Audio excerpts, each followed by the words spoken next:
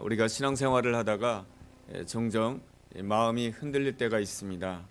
그때가 언제냐 하면 내가 하나님을 믿고 하나님 앞에 기도하고 또 기도하고 또 기도했는데 주님께서 내 기도에 응답해 주시지 않을 때입니다. 우리의 기도가 응답되지 않는다라고 하는 것은 오늘 우리가 삶 속에서 닫힌 문을 경험하고 있다라고 하는 것입니다. 우리 삶의 문이 활짝 열려야 되는데 문이 닫혔다라고 하는 것은 참 답답하고 힘든 현실이다라고 하는 것입니다. 하나님께서 맨 처음에 온 땅을 창조하셨을 때는 하나님께서는 모든 축복의 문을 다 열어주셨습니다. 그 말씀이 창세기 1장 28절에 보면 나와 있습니다. 하나님께서는 인간을 하나님의 형상대로 창조하신 다음에 축복해 주셨습니다. 생육하라, 번성하라, 충만하라, 정복하라 뿐만 아니라 이 온 땅의 생물들을 잘 다스리라고 하는 다스림의 축복까지 허락해 주셨습니다. 하나님께서는 인간을 창조하신 다음에 그 인간에게 엄청난 복을 허락해 주셨습니다. 그 복이라고 하는 것은 씨앗의 형태로 주어지는 것입니다. 하나님의 축복이 씨앗의 형태로 주어지는데 그 씨앗을 처음 봤을 때는 너무나도 작고 너무나도 미미해 보입니다. 그런데 그 씨앗을 땅에다 심고 그 씨앗에다가 물을 주게 되면 그 씨앗 속에서 줄기가 나오게 되고 그 씨앗 속에서 꽃이 피게 되고 그 씨앗 속에서 열매가 맺혀지게 됩니다. 열매가 맺혀지는 것으로 끝나는 것이 아니고 또 그 열매 안에 수많은 씨앗을 잉태하게 됩니다. 그리고 그 씨앗이 심겨짐으로 인하여서 어떠한 축복을 이루게 되냐 하면은 숲을 이루게 되는 놀라운 축복을 누리게 됩니다.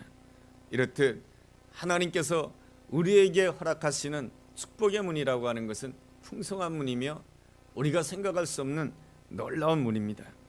그런데 인간이 어느 날 죄를 범하고 말았습니다. 성경에서 말하는 죄라고 하는 것이 무엇입니까? 그것은 하나님 없이 내 힘으로 살 수 있다라고 하는 모든 것이 다 죄인 것입니다. 포항에서 얼마 전에 지진이 일어났죠. 그 지진 현장에 있었던 사람의 해주는 말입니다. 어떤 건물 안에 있었는데 갑자기 막 땅이 흔들리더라는 것입니다. 그리고 그릇이 막 쏟아지고 말이죠. 근데 옆에 있었던 사람들도 너무너무 놀라가지고 막 엎드리고 난리가 났답니다. 그런데 옆에 있는 사람들이 하나같이 하는 말이 있었다라고 하는 것입니다.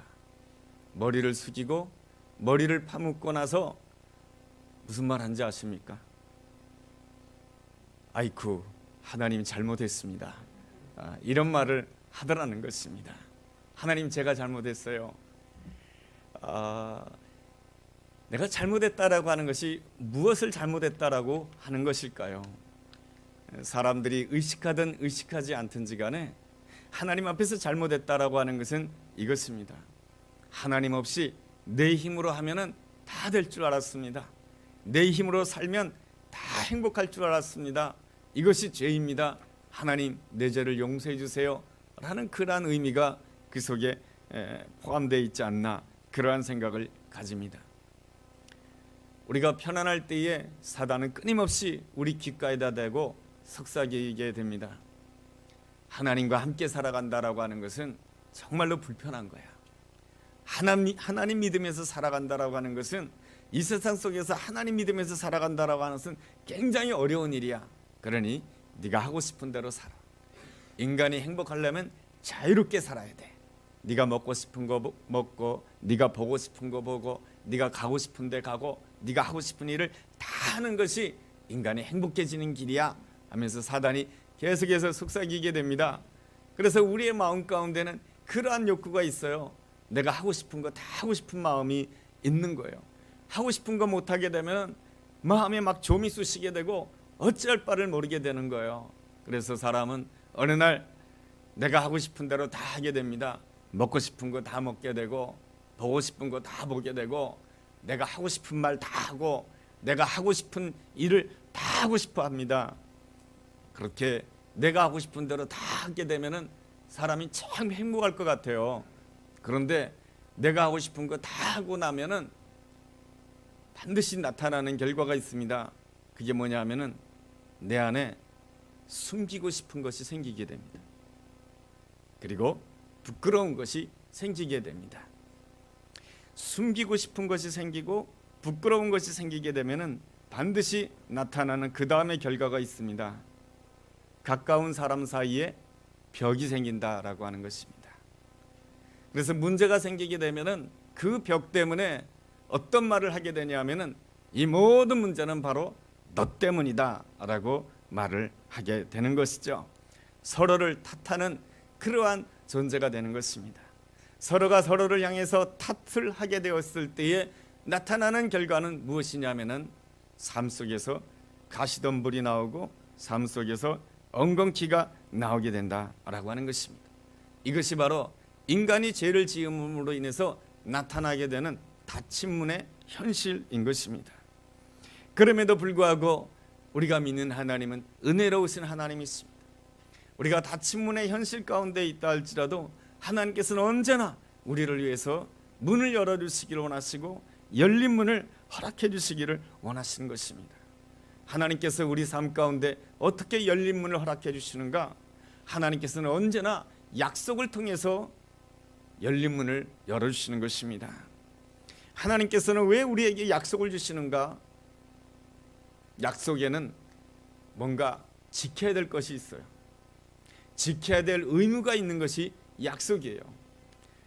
마음껏 자기 마음대로 하는 것이 약속이 아니에요. 남편과 아내가 약속을 합니다. 남편 마음대로 살 수가 없어요. 아내가 남편과 약속합니다. 아내 마음대로 살 수가 없어요.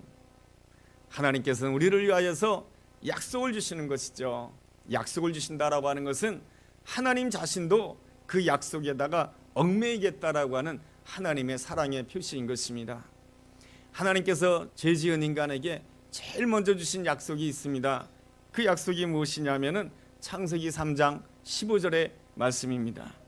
여인의 후손을 통해서 사단의 머리를 상하게 할 것이다 라는 그러한 말씀입니다. 여인의 후손을 통해서 사단을 이기게 할 것이다. 그 여인의 후손은 누구를 가르치는 것입니까? 새로운 사람을 가리키는 것입니다. 아담과 하와가 죄를 범하였습니다. 죄인입니다. 그렇지만 하나님께서는 그 죄인 가운데서 그 여인의 후손을 낳기를 원하시는 것입니다. 그 여인의 후손이 누구냐 하면은 바로 하나님의 뜻을 이루는 새로운 사람을 가리키는 것입니다. 그래서 아담은 그 하나님의 약속의 말씀을 듣고 자기 옆에 있는 그 여인에게 이름을 지어주게 됩니다. 그때 지어준 이름이 무엇입니까? 하와라고 하는 이름입니다. 하와의 뜻이 무엇입니까? 산자의 엄이라고 하는 뜻인 것입니다. 다시 말하면 내가 죄인이고 하와가 죄인이지만은 이 죄인이지만은 하나님께서 은혜를 주심으로 인하여서 우리 가운데 누가 태어날 것을 기대하냐면은 산자가 태어날 것을 기대하는 것입니다. 하나님의 뜻을 이루는 자가 태어날 것을 기대하는 것입니다. 바로 생명의 사람이 태어날 것을 기대하는 것이고 새로운 사람, 새로운 존재, 새로운 피조물이 태어날 것을 기대하는 것입니다. 이것이 바로 뭡니까? 이 하나님의 약속의 말씀을 듣고 믿음으로 순종하는 아름다운 모습인 것이죠. 그래서 아담이 비록 죄를 지었지만은 하나님이 주시는 그 약속의 말씀을 듣고 자기 옆에 있는 여인의 이름을 하와라고 이름을 짓게 됩니다. 그래서 우리를 통하여서 생명이 있는 사람, 새로운 피조물, 새로운 존재가 나올 것, 새로운 사람이 나올 것을 기대를 하게 됩니다. 결국에는 하나님께서는 그 여인의 후손을 통해서 이 땅에 새로운 사람 예수 그리스도가 이 땅에 오시게 했죠. 물론 예수님은 피조물은 아니죠. 그렇지만 예수님은 새로운 사람인 것이죠. 죄인과는 다른 첫 번째 사람 아담과 하와가 실패했다라고 한다면 그 실패를 완전히 회복시킬 분이 바로 새로운 사람 예수 그리스도인 것이죠. 아담과 하와는 우리 안에서 새로운 사람이 태어날 것을 기대하고 자녀들에게 두 가지를 가르쳐야 하는 것입니다. 한 가지는 무엇이냐면은 우리가 죄인이다라고 하는 것을 가르쳐야 되는 것입니다. 우리는 에덴 동산에서 살았지만 하나님의 축복 가운데 살았지만은 하나님 앞에서 죄를 지은 죄인이다라고 하는 그 사실을 자녀들에게 가르쳐야 하는 것이고, 또 한 가지를 가르쳐야 하는데 우리가 죄인임에도 불구하고 하나님께서는 은혜로 말미암아 우리에게 축복을 주신다. 하나님께서 은혜로 말미암아 우리를 사랑해 주시고 인도해 주시기 때문에 우리는 온전히 하나님의 은혜를 의지해야 된다. 하나님의 약속을 의지해야 된다라고 하는 이 두 가지를 가르쳐야 했던 것입니다. 그래서 태어나는 후손이, 이 아담과 하와에서 태어나는 후손이 내가 죄인임을 깨닫고 하나님의 은혜만이 나를 살립니다 라고 하는 그러한 고백을 가진다라고 한다면 하나님께서는 그를 위해서 문을 열어주신다라고 하는 것입니다. 축복의 문을 열어주신다라고 하는 것입니다. 이 놀라운 말씀 앞에 사람들은 반응해야 되는데 어떻게 반응하게 됩니까? 두 가지로 반응하게 됩니다. 하나는 가인으로 반응하게 되고 또 하나는 아벨로 반응하게 됩니다. 가인이라고 하는 뜻이 무엇입니까? 얻는다라고 하는 그러한 뜻을 가지고 있습니다. 이 아담과 하와가 처음에 가인을 낳았을 때 하나님의 은혜로 말미암아 우리가 아들을 얻었습니다. 그러한 기쁜 마음으로 이름을 가인이라고 지었습니다.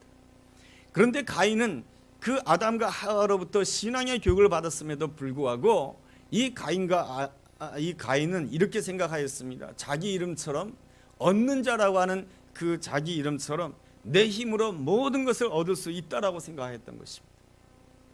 그래서 가인의 후손을 보면은 하나님 없이 모든 것을 다 얻을 수 있다라고 자신하면서 살아갑니다. 우리는 열심히 땀 흘려서 물질을 얻어야 되고 우리는 땀을 흘려서 모든 것을 얻어야 되는 것입니다. 그런데 그 얻는 것은 바로 하나님의 영광을 위해서 얻고 하나님의 영광을 위해서 써야 되는 것입니다. 그런데 가인의 문제점이 무엇이냐면은 많은 것을 얻었지만은 그 얻은 것을 가지고 뭡니까? 하나님을 의지하지 않아도 되겠다라고 하는 쪽으로 간 것입니다. 내 얻은 것으로만 살려고 하는 것입니다. 얻은 재물로 살려고 하고 얻은 학식으로 살려고 하고 얻은 지식과 얻은 능력으로만 살려고 했던 것이 가인의 삶이었던 것입니다. 이러한 가인의 삶을 바라보면서 이 참 아담과 하와의 마음이 얼마나 마음 아팠겠습니까? 그래서 그 가인과 하와가 그 다음에 또 가인과 하와가 아니네요. 아담과 하와가 그 다음에 또 아들을 낳았죠. 그 아들을 낳을 때 그 아들의 이름을 뭐라고 지었습니까? 아벨이라고 지었습니다. 아벨이란 뜻이 뭔지 아십니까? 아무것도 아니다라고 하는 것입니다. 아무것도 아니다라고 하는 이름을 어떻게 지었을까요? 우리는 성경을 통해서 생각을 해본다라고 한다면 아담과 하와가 이 가인을 보니까 다 자기 잘난 맛에 사는 거예요. 그런 거 보니까 야, 정말로 우리는 하나님 앞에서 아무것도 아니구나, 그렇게 고백하는 가운데 그 아들의 이름을 아벨이라고 지었던 거예요. 아벨은 자기 이름처럼 평생토록 나는 하나님 없이는 아무것도 아닙니다, 그렇게 살았던 사람이에요. 하나님 없이는 나는 아무것도 아니지만은 하나님이 함께 하신다라고 한다면 내가 모든 것을 할 수 있습니다, 그 마음으로 가진 사람이 산 사람이 바로 아벨인 것이죠. 가인도 하나님 앞에 제사를 드리고 아벨도 하나님 앞에 제사를 드렸을 때 하나님께서 누구의 제사를 받아주셨겠습니까? 하나님께서는 아벨의 제사를 받아주셨던 것이죠. 이 하나님께서 아벨의 제사만 받아주셨을 때에 이 가인이 시기하고 미워하게 되고, 그렇게 함으로 인해서 이 아벨을 죽이게 되죠. 하나님이 우리가 이 땅 가운데 누려야 될 가장 큰 축복이 무엇입니까? 받아주는 축복이에요. 남편이 아내를 받아주는 거 너무 기뻐요. 아내가 남편을 받아주는 거 너무 기뻐요. 내가 집에 들어갔는데 자녀들이 이 아빠를 받아주고 있어요. 너무 기뻐요. 자녀가 부모 가운데 왔는데 부모가 자녀를 기쁘게 받아줘요. 너무 기뻐요. 이것은 뭡니까? 우리가 하나님의 형상대로 창조된 존재이기 때문에 받아주는 복을 누릴 때 기뻐할 수 있어요. 우리가 누구에게 받음을 당해야 되냐면은 하나님께 받아줌을 당해야 되는 거예요. 하나님께서 받아주실 때 가장 큰 축복이에요. 너는 내 아들이다, 너는 내 딸이다, 이 받아주는 것이 가장 큰 은혜요, 가장 큰 축복인 것입니다. 그런데 가인은 세상은 그를 받아주었는지 모르지만은 하나님께서는 그를 받아주지 아니했습니다. 제사를 받아주지 않았던 것이죠. 예배를 받아주지 않았던 것이죠. 그래서 가인은 이 아벨을 시기해서 아벨을 죽이게 됩니다. 이러한 때에 하나님께서는 이 가인을 향해서 당장 심판할 수도 있었습니다. 그러나 하나님께서는 가인의 생명을 해치지 않았습니다. 그리고 어느 누구도 가인의 생명을 해치지 않게 하십니다. 그 이유가 뭔지 아십니까? 하나님께서는 가인까지도 받아주기를 원하셨던 것입니다. 가인이 자기 힘으로 얻고자 하였고 자기 힘으로 살고자 하였고 교만한 자였지만은 하나님께서는 그러한 자까지도 회개하고 하나님 앞으로 돌아오기까지 하나님께서는 기다리고 그를 받아주기를 원했던 것입니다. 이것이 바로 우리가 믿는 하나님의 놀라운 사랑인 것입니다. 내가 아벨의 입장이라고 한다면 하나님이 그렇게 하시는 거 도저히 이해할 수 없어요. 저 가인 같은 인생은 당장 심판을 받아야 돼요. 그렇지만은 나와 다르신 거룩하신 하나님은 또 그렇게 하지 않았어요. 하나님께서는 가인까지도 받아주기를 원하십니다. 우리가 가인을 미워하지만은 사실 가만히 따지고 본다라고 한다면 우리 안에도 가인의 모습이 있다라고 하는 것을 알아야 되는 것입니다. 오늘 우리가 읽은 성경 말씀에 보면은 제자들의 모습 가운데서도 가인의 모습이 나타납니다. 그 모습이 바로 34절에 나와 있습니다. 제자들이 서로 다투고 있습니다. 어떤 문제 가지고 다투고 있습니까? 누가 더 크냐, 그걸 가지고 다투고 있습니다. 여러분, 제자들이 어떤 문제를 가지고 다투었을까요? 아마 이렇게 다투었을 것 같아요. 예수님의 제자가 12명이죠. 두 패로 갈렸을 것 같아요. 베드로와 야고보와 요한이 한 패고 나머지 9명의 제자가 또 한 패로 나눠져 가지고 누가 더 크냐, 그걸 가지고 다퉜을 것 같아요. 베드로와 야고보와 요한이 무엇을 체험했습니까? 변화산 체험을 하게 됩니다. 변화산에서 하나님의 영광을 체험하는 놀라운 체험을 하게 됩니다. 하나님의 영광을 만나는 체험을 하게 되었을 때 예수님께서 베드로와 야고보와 요한에게 경고를 하십니다. 너희들이 체험한 것을 사람들에게 알리지 마라. 무엇을 어떤 일이 일어나기까지, 바로 내가 십자가에 죽고 3일 만에 부활하는 그 일이 일어나기 전까지는 이 변화산의 체험을 다른 사람들에게 알리지 말라라고 말씀해 주십니다. 그 말은 무슨 뜻이냐면 너희가 십자가의 일이 무엇인지를 이해하고 깨닫기 전에는 바로 이 변화산의 체험, 하나님의 그 놀라운 영광의 체험을 이야기하지 말라라고 하는 것입니다. 다시 말하면 너가 너 자신에 대해서 죽기 전까지는 하나님이 허락하시는 놀라운 영광의 체험, 하나님이 허락하시는 신령한 체험에 대해서 이야기하지 말라라고 하는 것입니다. 왜 그런 것입니까? 하나님이 이루시는 놀라운 변화산의 체험을 가지고 자기 자랑하지 말라라고 하는 것입니다. 철저하게 하나님께만 영광 돌리라고 하는 것이 주님이 간절히 원하는 뜻이었던 것입니다. 그러나 베드로와 야고보와 요한은 인격이 덜 성숙했어요. 하나님의 그 놀라운 체험을 가지고 말하지 않고는 견딜 수가 없는 거예요, 다른 제자들 앞에. 그래서 이야기를 합니다. 너희들 변화산 체험이라고 하는 거 모르지? 하나님의 영광을 나타나는 체험이라고 하는 것이 너희들 잘 모르지? 하면서 자기 자신을 자랑하며 그러니 우리가 더 큰 자라고 이야기를 합니다. 그랬을 때 나머지 9 제자들이 뭐라고 말했을까요? 이렇게 이야기했을까요? 가방끈도 짧은 것이 쓸데없는 소리 하고 있다, 이렇게 말했을 것 같아요. 여러분, 베드로와 야고보와 요한의 공통점이 뭡니까? 어부예요. 어부의 공통점이 뭡니까? 그 당시의 어부의 공통점의 특징은 공부를 하지 못했다는 거예요. 그러니 가룟 유다처럼 공부 좀 한 사람들, 다른 제자들 보면 가방끈도 짧은 게 까불고 있어, 이렇게 나오는 것이죠. 그러니 서로가 누가 더 크냐라고 하는 이러한 문제로 다투고 있을 때에 이 모든 문제는 바로 이 가인의 문제가 그들에게 고스란히 있다라고 하는 것입니다. 하나님이 기뻐하지 않는 것이죠. 이러한 문제가 여전히 우리 마음 가운데 있다라고 한다면 우리는 삶 속에서 매 순간마다 무엇을 경험할 수밖에 없냐면 가시덤불이라고 하는 거, 엉겅퀴라고 하는 닫힌 문을 경험할 수밖에 없게 되는 것입니다. 그렇다 할지라도 우리가 섬기는 하나님은 내 생각보다 더 높으신 분이시고 내 생각보다 더 넓으신 하나님은 좋으신 하나님이신 것이죠. 은혜로우신 하나님이신 것이죠.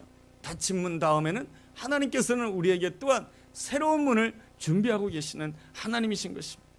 내 인생 가운데 내 죄로 말미암아 가시덤불로 인해서 닫혔다고 생각했는데 하나님께서는 그 다음에 또 열린 문을 준비하고 계시는 분이 우리가 섬기는 놀라우신 하나님의 아름다운 모습이다라고 하는 것입니다. 이게 바로 하나님의 아름다움이며 이것이 바로 하나님의 아름다운 영광인 것이죠. 요셉의 삶이 그렇습니다. 하나님께서 요셉에게 놀라운 꿈을 주셨습니다. 어떤 꿈을 주셨습니까? 볕단들이 자기 앞에 다 절을 하는 놀라운 꿈을 주셨어요. 해와 달과 11개의 별이 자기 앞에 절하는 놀라운 꿈을 주셨어요. 이것은 어떤 꿈인 것입니까? 바로 앞으로 부모라 할지라도 자기 형제들 모두가 다 요셉 앞에 무릎을 꿇게 될 것이다라고 하는 놀라운 미래를 하나님께서 예언으로 주신 것이죠. 놀라운 축복을 주셨던 것입니다. 그렇다라고 한다면 이 요셉은 배워야 했던 거예요. 뭘 배워야 했느냐? 내가 십자가의 길이 무엇인지를 깨닫기 전에는 그것을 말하지 않는 것을 배워야 했던 거예요. 그런데 이 요셉의 입이 근질근질한 거예요. 하나님이 주신 축복이 이런데 하면서 형제들 앞에서 자랑을 하기 시작합니다. 그 자랑함으로 인하여서 그의 인생에는 닫힌 문이 지속되는 거예요. 애굽 땅에 노예로 끌려가는 것은 그 인생에 지독하게 닫힌 문이에요. 요셉은 애굽 땅에 노예로 끌려가서 항상 하나님 앞에 기도했을 거예요. 하나님, 내 인생의 문을 열어주세요. 하나님, 내 인생이 이 노예 시절로 끝나는 것입니까? 얼마나 하나님 앞에 기도했겠어요. 근데 그의 인생의 닫힌 문은 노예 생활로만 끝나지 않습니다. 바로 감옥까지 들어가게 되는 것이죠. 감옥에 들어갔을 때 그 인생은 사방으로 다 꽉 막힌 문이 되는 거예요. 사방에 꽉 막힌 문 가운데서 하나님 앞에 기도하고 또 기도하는 가운데 이 요셉이 변화를 가지게 됩니다. 어떤 변화를 가지게 됩니까? 내가 죽고 오직 하나님만 바라보는 그러한 놀라운 믿음을 가지게 됩니다. 내가 완전히 하나님 앞에서 죽는 거예요. 그랬을 때에 이 요셉에 달라지는 면이 있습니다. 뭡니까? 항상 요셉이 하나님 앞에 기도했던 것은 이런 기도 제목이에요. 하나님, 언제 나에게 문을 열어주십니까? 하나님, 언제 나를 위하여 축복의 문을 열어주시겠습니까? 맨날 하나님 앞에 그렇게 기도하다가 이 요셉이 달라진 기도가 있는데 그것이 뭐냐면, 하나님, 내 옆에 있는 사람을 위해서 문을 열어주세요. 하나님, 저 사람이 감옥에 들어와 있는데 왜 들어와 있는지 알지 못하오나 하나님, 그를 긍휼히 여기시고 불쌍히 여기심으로 인해서 그의 인생을 위해서 문을 열어주세요. 언제 내 문이 열릴까 늘 노심초사 그것 때문에 고민하고 그것 때문에 낙심하고 그것 때문에 절망하던 이 요셉이 하나님을 온전히 깊이 만남으로 인해서 기도가 변화가 되었는데, 하나님, 저 연약한 인생을 불쌍히 여기주세요. 저 연약한 인생에게 어떻게 하나님께서 긍휼의 문을 열어주시고 축복의 문을 열어주시고 언제 회복의 문을 열어주실 것입니까? 이것 때문에 기도하는 그 가운데 이 요셉의 인생의 문이 열려지게 됩니다. 그랬을 때 요셉을 통해서 누군가의 문이 열려지기 시작합니다. 요셉을 통해서 애굽 땅에 풍년의 복이 열려지기 시작합니다. 풍년의 문이 열려지기 시작하고, 요셉을 통해서 누구에게 문이 열려집니까? 바로 자기를 미워했던 형제들에게 용서의 문이 열려지게 됩니다. 그리고 요셉을 통해서 형제들에게 어떤 문이 열려지게 됩니까? 형제들에게 하나님의 백성, 하나님의 뜻을 이루는 놀라운 하나님의 사람이 되는 축복의 문, 영적인 문, 축복의 문, 영생의 문이 열려지게 되는 아름다운 역사가 일어난 것입니다. 주님께서 우리 삶 가운데 닫힌 문을 허락하실 때가 있습니다. 하나님께서 우리 삶 가운데 닫힌 문을 허락하실 때 우리가 참 힘들고 어렵죠. 언제 이 문이 열릴까? 그런데 말이죠, 그 문을 여는 가장 빠른 길은 무엇이냐면 내가 죽고 내가 다른 사람의 문이 열리기를 위해서 기도하는 것입니다. 그럴 때 제일 빨리 문이 열리는 것입니다. 이것은 제가 하는 말이 아니고 성경이 우리에게 가르쳐주는 말인 것이죠. 그 말씀이 바로 오늘 우리가 읽은 마가복음 9장 37절에 나와 있습니다. 이렇게 나와 있죠. 누구든지 내 이름으로 이런 어린아이를 영접. 누구든지 내 이름으로, 누구든지 예수의 이름으로 이 어린아이는 무엇입니까? 내가 대접해 준다 할지라도 나에게 갚을 수 없는 능력을 가진 사람이에요. 이 어린아이는 내가 도와줘도 나에게 또 다른 보상을 줄 수 없는 사람이에요. 어린아이는 연약한 존재이기 때문에. 바로 하나님께서 언제 우리에게 문을 열어주시냐면은 바로 예수님의 이름으로 내 옆에 있는 사람의 문이 열려지기를 위해서 기도하고 사모할 때에 하나님께서 우리를 위해서 가장 이 축복의 문을 빨리 열어주시는 것입니다. 예수님의 이름으로 섬기기 위해서는 어떻게 해야 됩니까? 제일 먼저는 자기 자랑, 자기 과시를 내려놔야 되는 것입니다. 하나님으로부터 받은 선물이 많으면 많을수록 자기 자랑을 내려놓기가 굉장히 어렵습니다. 이번 주간에 구정도 있었잖아요. 기도하는 가운데 하나님께서 저에게 주신 음성이 있어요. 그게 뭐냐면은 하나님께서 저에게 주신 메시지가 있어요. 저와 함께 가는 교회를 위해서 주신 메시지가 있어요. 그게 뭐냐면 마태복음 14장에 나와 있는 메시지예요. 마태복음 14장에는 어떤 내용이 기록되어 있냐면은 맨 앞에는 장로들과 바리새인의 그 전통의 이야기가 나와요. 그리고 그 다음에는 무슨 이야기가 나오냐면 수로버니게 여인이 예수님께 가서 뭡니까? 자녀들의 떡을 취함이 마땅치 않다라고 하는 그 말씀을 듣고 개들도 그 상에 떨어지는 부스러기를 먹습니다라고 고백하는 수로버니게 여인이 나와요. 그 다음에 주님께서 긍휼히 여기심으로 인해서 병자를 고치시는 역사가 나오고 그 마태복음 14장 마지막 부분에 무엇이 나오냐 하면은 7병 2열을 가지고 예수님께서 4,000명을 먹이는 놀라운 부흥의 역사가 일어나요. 제가 구정이고 또 이번 주간에 그런 생각을 가졌습니다. 이번에 구정이니까 내가 더 많이 기도할 수 있는 시간을 가질 수 있겠다. 그래가지고 성전에 나와서 더 기도하는 가운데 하나님께서 저와 우리 함께 가는 교회 마태복음 14장에 말씀을 주신 것이죠. 그 앞에 장로들의 전통 그리고 또 바리새인들의 전통의 문제점이 무엇입니까? 모든 것 다 하나님이 주신 것인데 내 것이다라고 하는 생각을 가지고 있었던 것이 문제였던 거예요. 바리새인의 문제점은 하나님이 주신 것을 내 것이라고 생각했던 것이 문제인 거예요. 그래서 하나님 앞에 내 자신을 돌아봤습니다. 내 것이다라고 생각하는 것이 무엇인가? 혹시 함께 가는 교회를 내 것이라고 생각지 않는가? 하나님께서 나에게 은사를 주셨을 때 그 은사를 내 것이라고 생각지 않는가? 하나님이 원하시는 것은 바로 하나님 앞에서 철저하게 내 것이다라고 하는 것을 내려놓아야 된다라고 하는 것입니다. 그 다음에 해야 될 것이 무엇이냐면 수로버니게 여인처럼 나는 철저하게 자격 없는 존재입니다 라고 생각하며 오직 예수님 바라보며 예수님을 의지하는 믿음인 거예요. 그 다음에 가져야 되는 것이 긍휼히 여기는 마음이고, 여기까지 가게 되어서 다른 사람을 긍휼히 여기면서 다른 사람을 위해서 문이 열려지기를 축복해 주는 그 아름다운 마음을 가지게 되었을 때에 어떤 역사가 일어나게 되냐면은 내가 가지고 있는 것이 7병이어밖에 되지 않는다 할지라도 하나님께서는 4,000명을 먹이는 놀라운 부흥의 문과 축복의 문과 아름다운 문이 열려지게 된다라고 하는 것이에요. 이것이 바로 한 주 동안에 제가 기도하면서 하나님께서 제게 주신 마태복음 14장의 아름다운 말씀인 것입니다.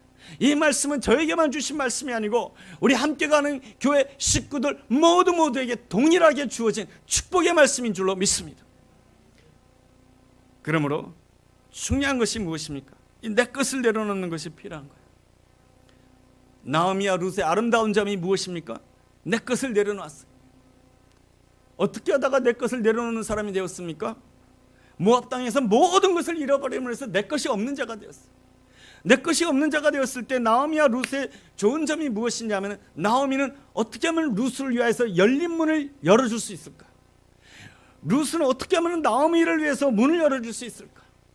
그래서 이 룻은 나오미를 위해서 문을 열어주기 위해서 이삭 죽기를 한 거예요. 그 이삭 죽기를 통해서 이 나오미는 어떻게 하면 이 룻에 위하여 문을 열어줄 수 있을까? 어떻게 하면 보아스와 잘 만나게 해줄 수 있을까?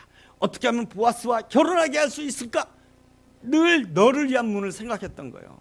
너를 위한 문을 생각했다라고 하는 것은 바로 두 사람 사이에 모든 것을 서로 이야기했다라고 하는 것입니다. 두 사람 사이에 감추는 것이 하나도 없었다라고 하는 것이에요. 나오미는 자기 생각을 룻에게 다 이야기했어요. 룻은 그 보아스 밭에 가서 일어난 일들에 대해서 자기가 겪었던 모든 일들을 갖다가 이 나오미에게 다 이야기했어요. 내 것을 다 내려놓게 되었을 때 어떤 역사가 일어나냐면 두 사람 사이에 자기 것을 다 이야기하는 사람이 되었고, 내 것을 내려놓게 했을 때 너를 위해서 어떻게 문을 열어줄까, 너를 위해서 어떻게 문을 줄까, 내가 시어머니를 위해서 어떻게 문을 열어줄까, 내가 며느리를 위해서 어떻게 문을 열어줄까, 그런 생각을 하게 되었을 때 하나님께서는 그 가정에 태문을 열어주시고 보아스를 만나게 주는 문을 열어주시고, 그곳에서 오벳이 태어나게 하시고, 그곳에서 다윗이 탄생하게 하시고, 그 가문에가 예수님이 오시게 되는 놀라운 축복의 문이 열리도록 역사해 주신 것입니다. 이것이 바로 자기를 내놓는 자에게 허락해 주시는 놀라운 문인 것이죠.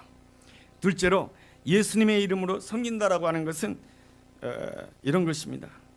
온전히 하나님의 약속을 믿는 것입니다.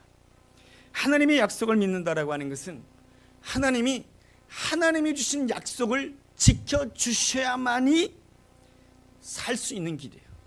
하나님이 주신 그 약속을 지켜주셔야만이 내 인생의 문이 열리는 그런 길이 바로 예수님의 이름으로 섬기는 길이에요. 성경에 나와 있는 믿음의 사람들은 다 그러한 길로 갔어요. 아브라함은 몇 세 때에 고향 친척 아비집을 떠났습니까? 75세의 고향 친척 아비집을 떠났어요. 그런데 하나님께서 그에게 아들을 주시지 않았어요. 언제 아들을 받게 됩니까? 100세의 아들을 받게 돼요. 이 100세라고 한다면 아브라함도 나이가 너무 많고 그 아내 사라는 나이가 90세. 그러니까 더 이상 아이를 가질 수 없어요.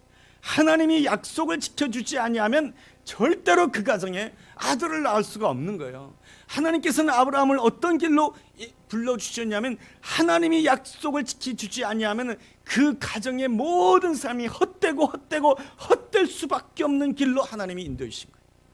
그러니까 오직 하나님의 약속만 바라보며 살아가는 그 길이 바로 무엇이냐면 예수님의 이름으로 살아가는 길인 것입니다. 예수님이 가는 길이 그러한 길이었잖아요. 예수님이 가는 길이 십자가의 길이에요. 십자가의 길은 어느 누가 봐도 다치문이에요.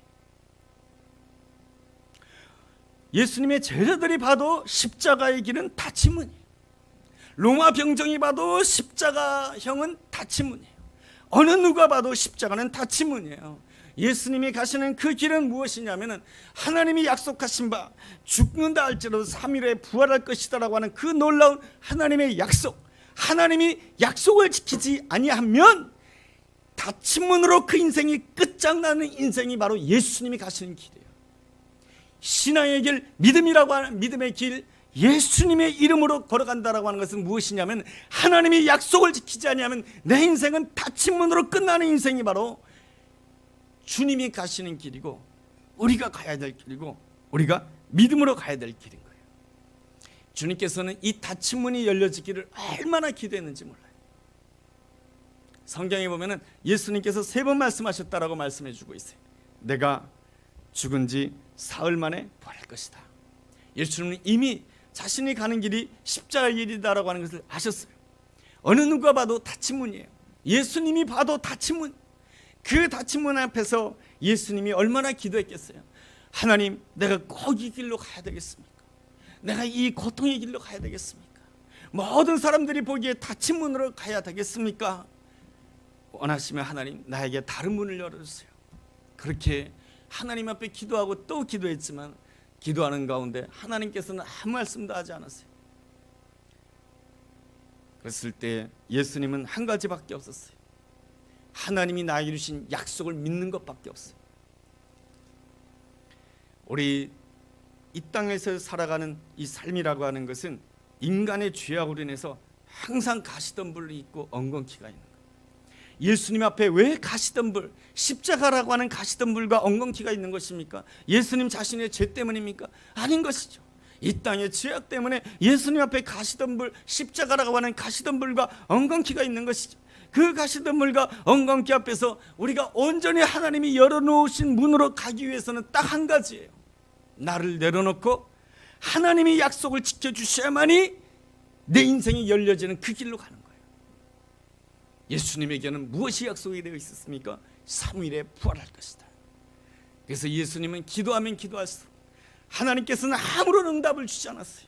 하나님 이 십자가 말고 이 다른 문을 열어달라고 하나님 앞에 간절히 기도하였지만은 하나님께서는 아무 말씀 다 해주지 않았어요. 그런데 말이죠, 기도하고 또 기도하고 또 기도했을 때에 하나님의 마음 가운데 충만하게 되는 것이 있어요. 그게 뭐냐면은 하나님의 약속이 내 마음 가운데 충만해지게 되는 거예요. 3일 후에는 부활할 것이다 하는 부활의 약속이 충만해지는 거예요. 그 부활의 약속이 충만해지게 되었을 때 예수님께서는 제자들이 누가 더 크냐라고 했을 때 예수님께서는 오히려 허리를 두르시고 제자들의 발을 닦아주시고, 예수님께서는 십자가상에서 너무 고통스러운 길에 닫힌 문 가운데 있으면서도 예수님께서는 다른 사람을 위해서 문을 열어주시기 원하셨습니다. 그게 뭐예요? 세상을 향해서 뭐라고 말씀해 주십니까? 아버지여, 저들은 자기들이 하는 일을 잘 모릅니다. 주여, 저들을 용서해 주세요. 하나님, 저들에게 용서의 문을 열어주세요. 그리고 옆에 있는 강도를 향해서 뭐라고 말씀해 주십니까? 오늘 네가 나와 함께 낙원에 있을 것이다. 옆에 있는 사람을 위해서 주님께서는 낙원의 문을 열어주셨어요.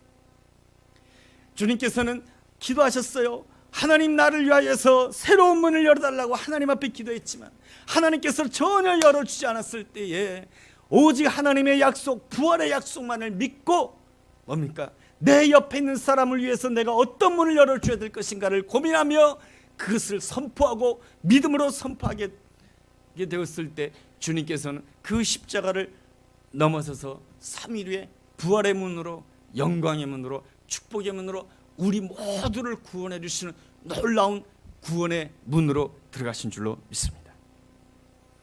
닫힌 문 앞에 선다라고 하는 것은 참 힘든 일이에요. 닫힌 문 앞에서 우리는 기도할 수밖에 없어요. 그런데 기도하고 또 기도해도 닫힌 문이 열리지 않을 때가 있어요. 우리가 그럴 때에 생각해야 될 것이 있습니다. 하나님께서는 나를 위하여 더 풍성한 문을 준비하고 계신다라고 하는 것입니다. 그 말씀이 요한복음 10장 9절에 나와요. 주님은 자신을 문이라고 말씀해 주시고 내가 온 것은 양으로 생명을 얻게 하고 풍성히 얻게 하려 하는 것이다. 하나님께서는 우리를 위해서 생명의 문을 열어주시고 풍성한 문을 준비하고 있는 줄로 믿습니다. 그 풍성한 문으로 나가기 위해서는 하나님, 나의 문이 왜 열리지 않습니까? 그것만 집착하지 말고 내 것을 내려놓는 아름다운 결단이 필요한 거예요. 하나님, 나에게 주어진 것 내 것이 아닙니다. 나의 인생 내 것이 아닙니다. 그리고 대신 뭡니까? 하나님의 약속을 믿고 하나님께서 나에게 풍성한 문을 열어줄 것을 믿고 내 옆에 있는 사람을 위해서 어떻게 문을 열어줄 될까? 그것을 놓고 기도하는 사람이 되어야 되는 거예요. 누군가의 문을 열어주기 위해서 기도하는 사람이 되어야 되는 거예요. 그러면 하나님께서는 가장 빠른 시간 내에 여러분의 문을 열어줄 줄로 믿습니다. 하나님이 역사하시는 방법이 그런 거예요. 근데 우리는 다 그렇잖아요. 하나님 언제 나를 위해서 문을 열어주실 거예요? 맨날 그거 가지고만 기도. 근데 성경에서는 그렇게 하지 말래요. 요셉은 항상 이 애굽 땅에서 하나님 언제 나에게 이 노예의 문에서 나가게 해주실 거예요?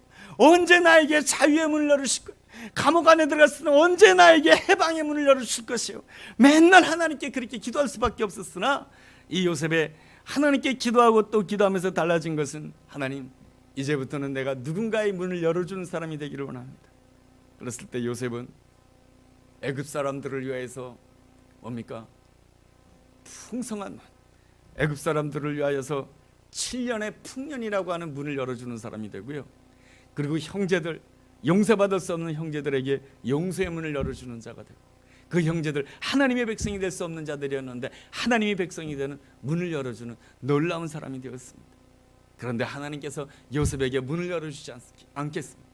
하나님께서는 요셉에게 열어주시는 문은 더 풍성한 문이고 더 영광스러운 문이고 축복의 문이며 부활의 문인 줄로 믿습니다. 우리에게도 이 놀라운 약속이 있는 줄로 믿습니다. 예수님의 이름으로 섬긴다라고 하는 것이 무엇인가? 그것은 바로 낙을 내려놓고 내가 누군가의 문을 열어주기 위해서 기도하는 자가 된다라고 하는 것입니다. 그럴 때 하나님께서는 가장 이른 시기에 우리의 인생의 문을 활짝 부활의 문으로, 부흥의 문으로, 축복의 문으로 열어줄 줄로 믿습니다.